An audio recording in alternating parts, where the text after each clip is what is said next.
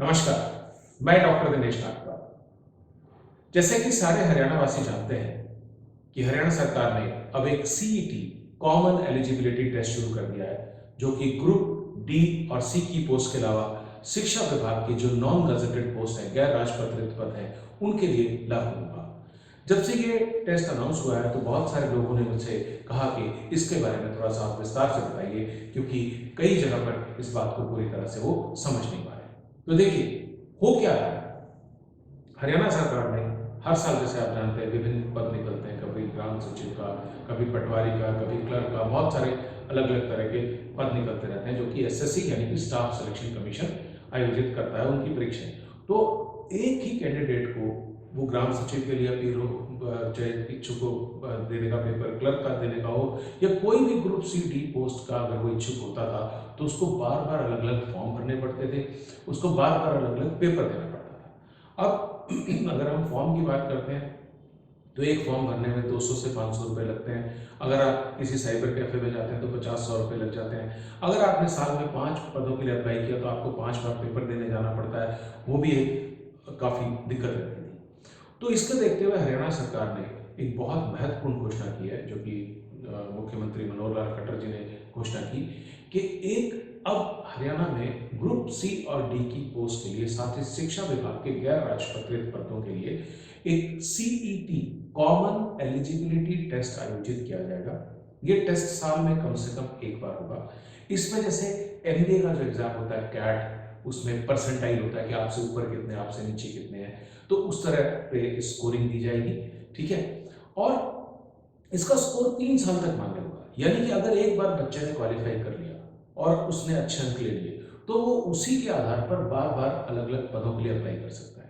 Group D के लिए तो सिर्फ सीईटी ही आवश्यक है, लेकिन ग्रुप सी के जो पद है उसमें जो अलग अलग डिपार्टमेंट का एग्जाम होगा वो देना पड़ेगा, यानी कि एक तरह से ग्रुप सी के लिए प्रिलिमिनरी एग्जाम की तरह हो गया। तो ये बहुत महत्वपूर्ण कदम है।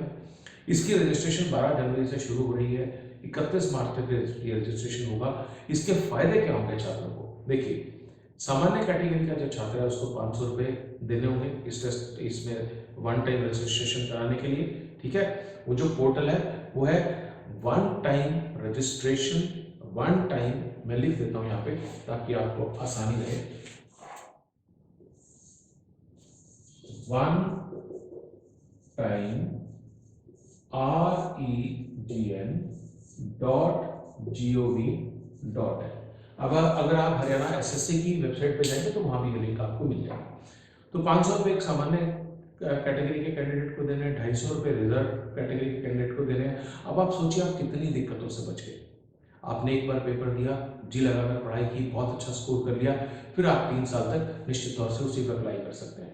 और सबसे बड़ा फायदा यह है कि इस टेस्ट की कोई लिमिट नहीं है, कोई सीमा नहीं है, यानी कि आप कई बार ये टेस्ट दे सकते हैं।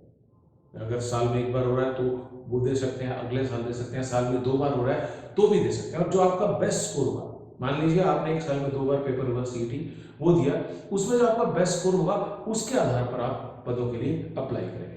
तो ये बहुत ही बहुत बहुत शानदार, मैं कहूँगा, कदम है हरियाणा सरकार का, जिससे कि जो जो रोजगार देने की जो प्रक्रिया है बहुत लंबी होगी, क्योंकि ग्राम सचिव का पहले टेस्ट लेंगे, फिर क्लर्क का टेस्ट लेंगे, फिर उसके बाद रिजल्ट निकालेंगे। ये एक तो प्रक्रिया सिंपल और सरल हो जाएगी, बहुत आसान हो जाएगी। और बार बार ये जो समस्याएं आती हैं, कभी कोई पेपर लीक हो गया, कहीं कुछ नकल की योजना बन गई, अब चूंकि सरकार को साल में एक बार पेपर कराना है तो उसके ऊपर नियंत्रण करना उनके लिए और आसान होगा। तो ये जो खासतौर से वो युवा हैं जो कि पढ़ने लिखने में विश्वास रखते हैं और जो मेहनत करते हैं, उनके लिए तो बहुत ही अच्छा कदम है। तो सीईटी का सिलेबस क्या होगा? 100 नंबर का पेपर होगा। 100 नंबर के पेपर के अंदर 30 नंबर की आपकी हरियाणा की जीके रहेगी। जो 70 नंबर का बाकी बैलेंस पेपर बचेगा, मैं आपको बताता हूँ उसमें क्या कहा है उन्होंने। 70 नंबर के बैलेंस पेपर के अंदर आपको देना होगा साइंस और साथ में जनरल अवेयरनेस, रीजनिंग, थोड़ा सा कंप्यूटर और इंग्लिश। जैसे कि हमारे जो बैंक इत्यादि के जो क्लरिकल लेवल के जो पहले भी जिस तरह के पेपर होते थे उसी तरह का पेपर है, 100 अंक का पेपर है। और ये तो पेपर में रिजल्ट आने के बाद पता लगेगा कि कितने मार्क्स पर क्वालिफाई आप कर पाएंगे।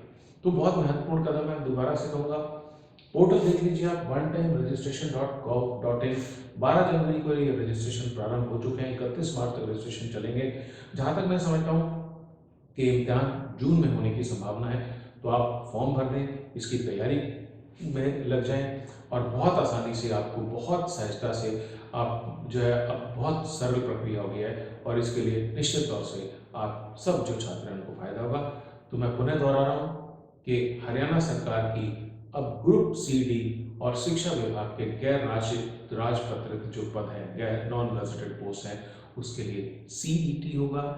12 जनवरी से रजिस्ट्रेशन शुरू हो चुका है, 31 मार्च तक रजिस्ट्रेशन चलेगा। साल में एक बार पेपर होगा, कभी कभार 2 बार भी हो सकता है। एक बार का स्कोर आपका 3 साल के लिए वैलिड है। अगर आप दोबारा पेपर देते हैं और आपका स्कोर और अच्छा आ जाता है, तो वही स्कोर आपका माना जाएगा, यानी कि जो आपका बेस्ट स्कोर होगा। और आपका 100 अंकों का पेपर है, 30 में हरियाणा की जीके, बाकी में reasoning, maths, English, computer science, इस पर 70 अंकों का पेपर होगा। तो जो भी बच्चे हरियाणा सरकार में ग्रुप सी डी में नौकरी पाना चाहते हैं, वो तुरंत onetimeregistration.gov.in पे जाएं, अपने आप को रजिस्टर करें और पेपर की तैयारी शुरू कर दें। बहुत बहुत